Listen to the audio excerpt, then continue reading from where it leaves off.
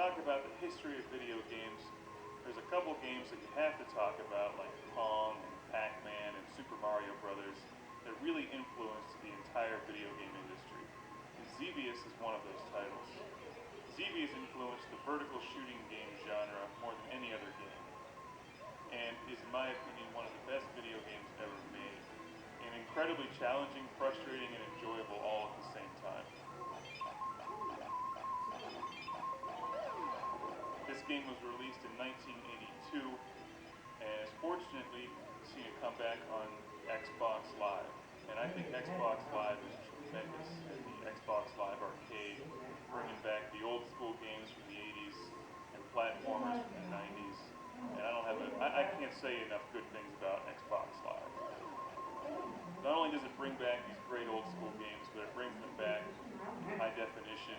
You can play them through your HDMI cable into an HD TV. And it's just tremendous.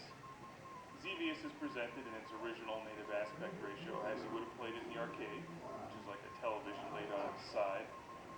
It probably looks very familiar to those of you who have played games like Raiden, and there's so many games in this genre now. As a general rule, I think they're more popular in Japan than they are over here in the States, and I think that's unfortunate, because I personally like this genre a great deal. It's challenging, it's fun. As you know on this show, I love being the lone, daring starfighter against countless enemies, impossible odds, on a questionable evade mission that usually doesn't matter anyway, because what's the point of this game is to get through it, to have fun, to rack up points, and to shoot things and watch them blow up. Xevious came out in the arcade in 1982 and has since been seen on game systems like the Atari 7800 and the NES. And in fact, the original Classic Game Room series, we reviewed the Atari 7800 version and a version for the PlayStation, which they remade. As you can see from the screen, you have two different weapon options. And that's one of the things that makes Xevious unique. But for starters here, you have your lasers, your twin cannons, I think they're lasers, maybe they call them something else, and your bombs. So you have to shoot your enemies in the air, and also bomb the enemies on the ground. And they're all shooting at you from different directions, and it's very challenging. What makes this game decidedly different from Raiden 3, for instance, which is one I recently reviewed, is that you can't power up your weapons to have this arsenal that fills the entire screen with your weapon. You're basically limited to the two weapons that you start with.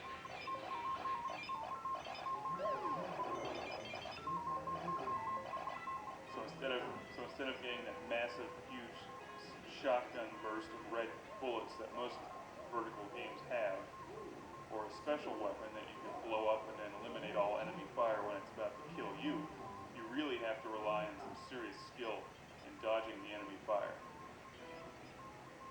Now, I generally forget the story of Xevious. You can find it online, I'm sure. But you do encounter a couple bosses as you continue on in the game. And wave after wave of enemy, the variety of enemies changes on you.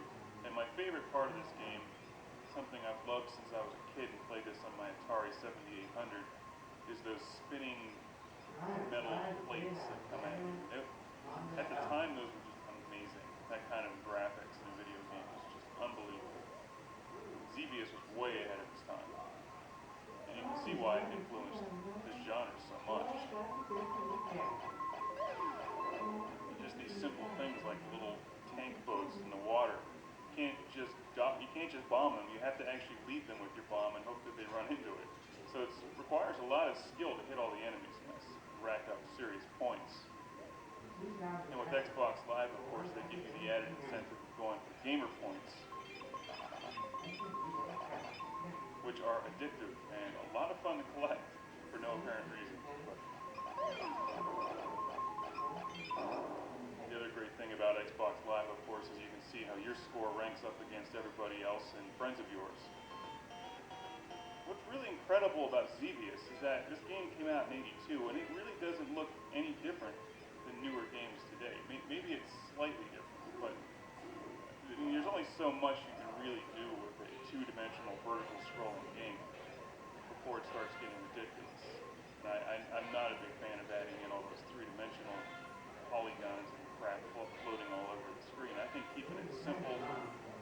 is the way to go. And that's why I like Xevious so much in games like Raven 3. I'm generally not a huge fan of using the Xbox 360 controller on this game. It's definitely challenging. I prefer the arcade-style joystick and buttons, but you know, what are you going to do when you just don't have a stand-up Xevious arcade machine in your basement? Xbox Live is about the best thing you can have. So it does require some skill to hammer away at the button, and also remember to bomb your enemies at a precise time. This is not a game where you can just hold down the fire button. It does give you an option to do a manual shot where you just fire at the rate that I'm firing at now, and also I use my other trigger to hold down the auto fire. So if a wave of enemies comes at me, I hold down that trigger and it lets off a machine gun burst of shots. But you cannot just hold down a consistent auto fire for the entire game. And for whatever reason, the music, although it just repeats itself over and over again, it never gets old. And maybe that's just because Xevious is that awesome. Here are the metal plates. And just look at those. 20 years ago, that was incredible. They're tough too. You have to dodge those things. You can't blow them up, so you have to dodge them. And then the enemy fire is coming at you, and then you get caught in between the enemy fire and the spinning metal plates, and it kills you.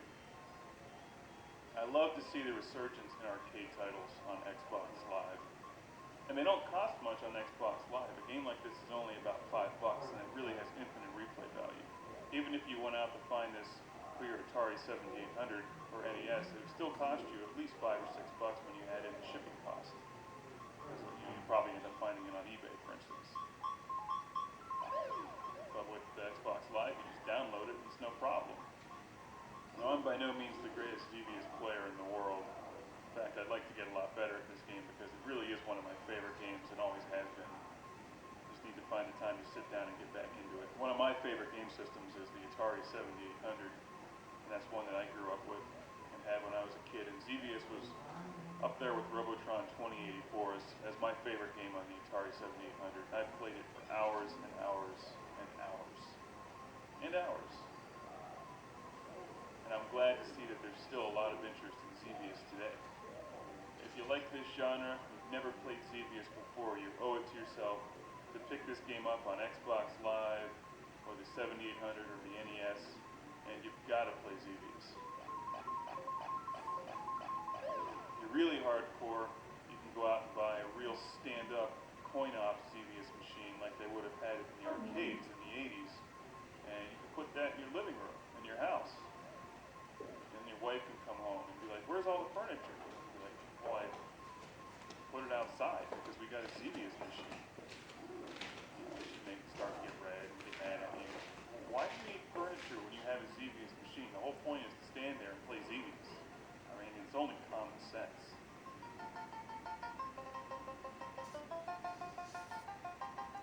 It's like replacing your dining room table with the cocktail version of Ms. Pac-Man. You can eat on that Ms. Pac-Man machine and play Ms. Pac-Man at the same time.